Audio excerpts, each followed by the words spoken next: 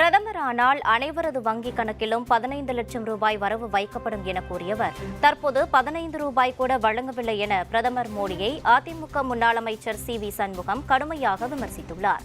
விழுப்புரம் மாவட்டம் செஞ்சியில் ஆரணி நாடாளுமன்ற மக்களவைத் தொகுதியில் போட்டியிடும் அதிமுக வேட்பாளர் கஜேந்திரனை ஆதரித்து முன்னாள் அமைச்சர் சி.வி. சண்முகம் வாக்கு சேகரிப்பில் ஈடுபட்டார்.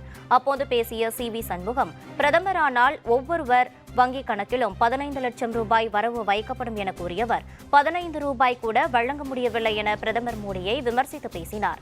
2014ஆம் ஆண்டில் பிரதமர் மோடி ஆட்சி பொறுப்பேற்ற போது சிலிண்டரின் விலை 380 ரூபாய் இருந்ததாகவும் தற்போது 1200 ரூபாய் விலையை ஏற்றிவிட்டு தேர்தல் வருவதால் 200 ரூபாய் குறைத்திருப்பதாகவும் விமர்சித்தார். முதலமைச்சரானா உங்க வங்கி கணக்குல 15 லட்சம் ரூபாய், 1 ரூபாய் இல்ல 2 ரூபாய் இல்ல 15 லட்சம் ரூபாய் வரணும். 15 ரூபாய்க்கு வக்கில்லைங்க. எவ்வளவு சொன்னாரு?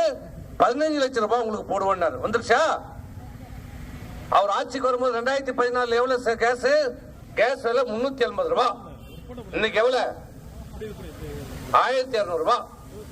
தேர்தல் வரும்போது தான் மோடிக்கு உங்களெல்லாம் தெரியுது. இப்பதான் தெரியுது. எவ்வளவு? 200 ரூபாய் குறைச்சிக்கிறார். வித்தது 380, ஏத்தந்து 1200, இப்ப 200 குறைச்சிக்கிறார்.